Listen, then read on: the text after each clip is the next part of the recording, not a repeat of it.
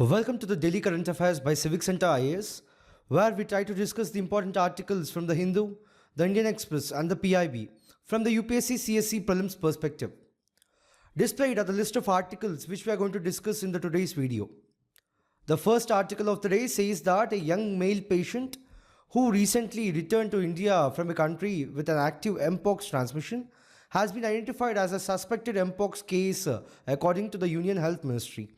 In this context, let us talk about various aspects related to MPOX. See, MPOX is a zoonotic viral disease and is identified as a pox-like disease among monkeys, hence it is named MPOX. Know that the MPOX virus is an orthopox virus. Interestingly, it is a genus of viruses that also includes the variola virus which causes the smallpox.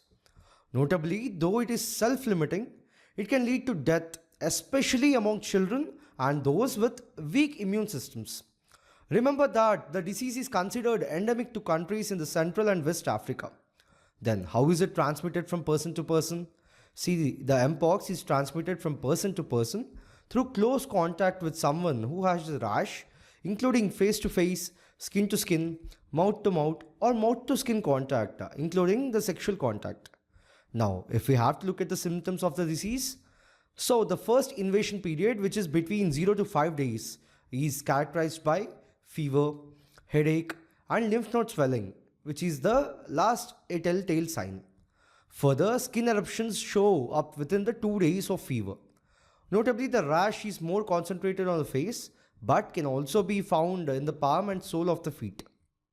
Additionally, it affects the oral mucous membrane, the conjunctiva, cornea of the eye and the genital area. So, what is the test for this monkeypox?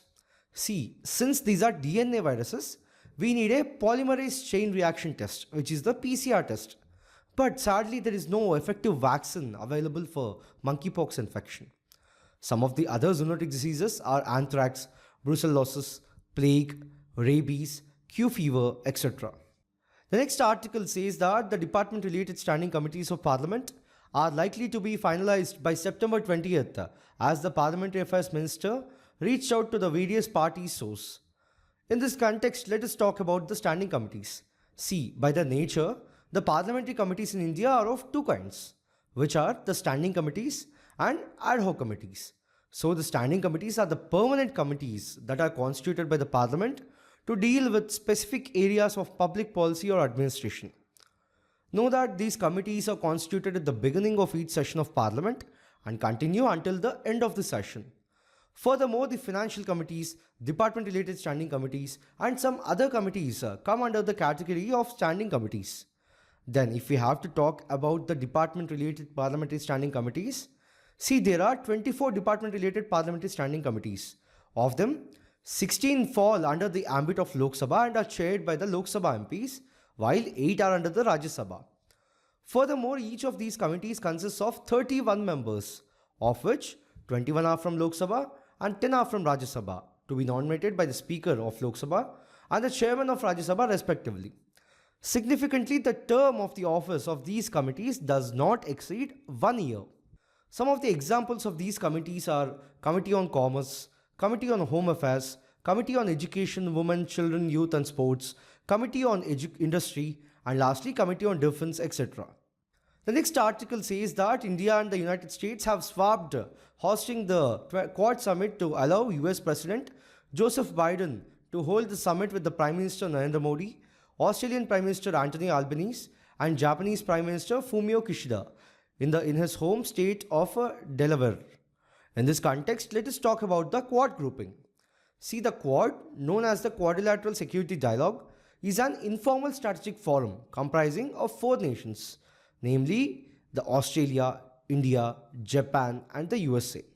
Significantly, the 4 countries share a common interest in maintaining a free and open Indo-Pacific, promoting democracy, human rights and the rule of law and countering the China's expanding influence in the region.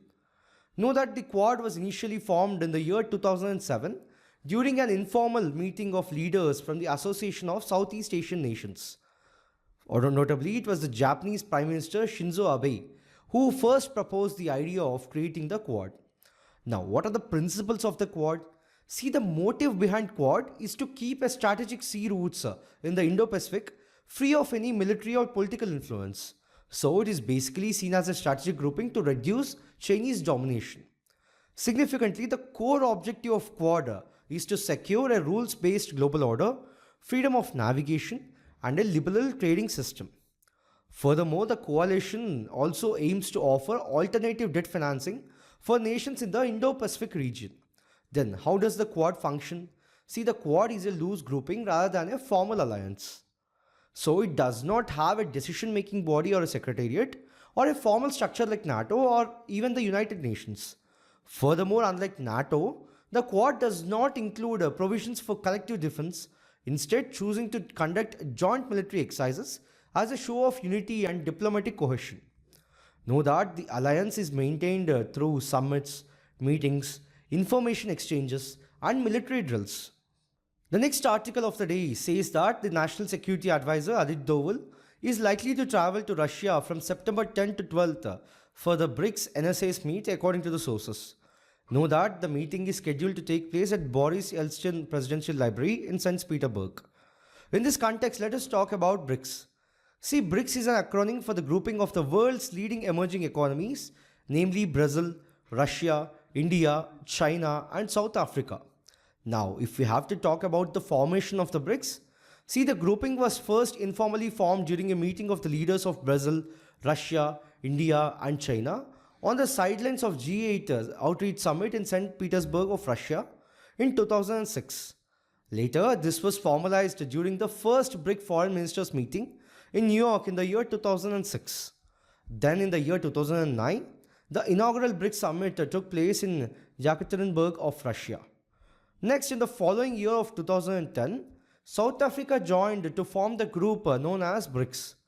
Notably, during the 6th BRICS Summit in the Fortaleza, the leaders signed the summit establishing the new development bank. What about the funding structure? See, currently two entities make up the financial architecture of BRICS, namely the New Development Bank and the Contingent Reserve Arrangement. Significantly, the group was designed to bring together world's most important developing countries to challenge the political and economic power of the wealthier nations of the North America and the Western Europe.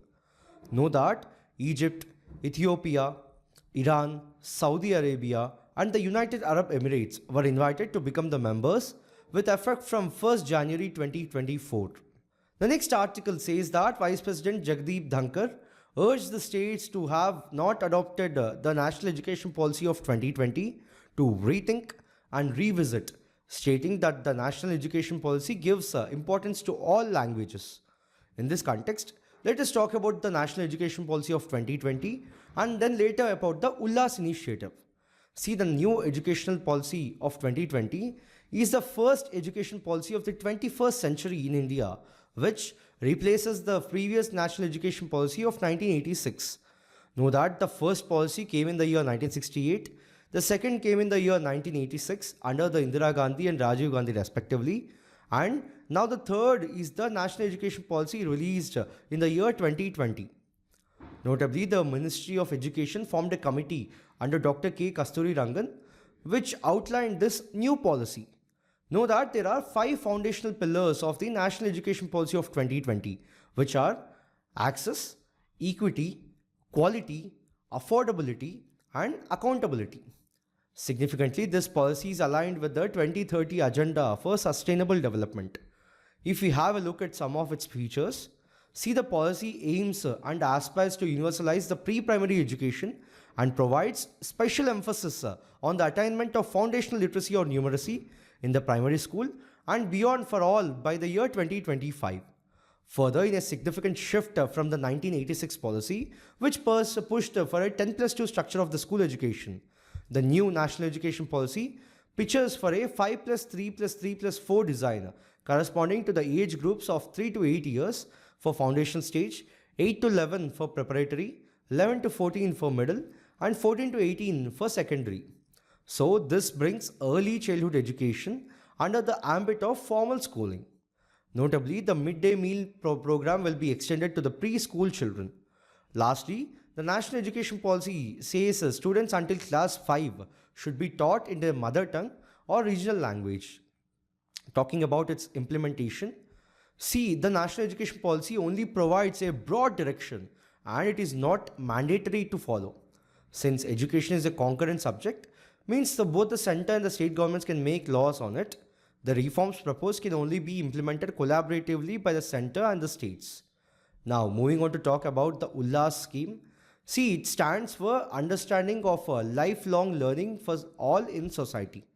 Notably, it is a centrally sponsored scheme implemented from the year 2022 to 2027. Further, the scheme aligns with the recommendations of the National Education Policy of 2020. Significantly, it aims to empower those adults aged 15 years and above from all backgrounds who could not get a due schooling and mainstream them with the society to be able to contribute more to the growth story of the country. Remember that the scheme consists of 5 components, which are foundational literacy and numeracy, critical life skills, basic education, vocational skills, and continuing education. The next article says that even as the deadline to disclose the beneficial owners of holdings in the foreign portfolio investors to the Securities and Exchange Board of India ends on September 9th, some of these foreign investors have sought a legal recourse to keep away from adhering to the regulations. In this context, let us talk about the foreign portfolio investors. See, the foreign portfolio investors refers to the purchase and holding of a wide array of foreign financial assets by investors seeking to invest in a country outside their own. Some of the examples of FPIs include stocks, bonds, mutual funds, exchange traded funds, American depository receipts, and global depository receipts. Know that FPI is part of a country's capital account and is shown on the balance of payments. Significantly, FPI generally intends to invest money into foreign countries' stock market to generate a quick return. Know that in India, foreign portfolio investment is regulated by the Securities and Exchange Board of India. Notably, FPI in India refers to the investment groups or the foreign institutional investors and the qualified foreign investors. Now, what drives the flow of FPI into a country? See, the factors such as economic stability, growth prospects, favorable regulatory environments, and attractive returns draw FPI into a country. But there are risks associated with FPI like currency fluctuations, political instability, different regulatory environments, and economic volatility in the foreign market. Notably, FPI is often referred to as hot money because of its tendency to flee at the first signs of trouble in an economy. Also, remember that FPI is more liquid, volatile, and therefore riskier than the foreign direct investment FDI. The last article of the day says that the Union Environment Minister chaired a 4th meeting of Apex Committee of National Clean Air Program on the occasion of the Swachh Vayu Divas in Jaipur on 7 September of 2024. In this context, let us talk about the National Clean Air Program.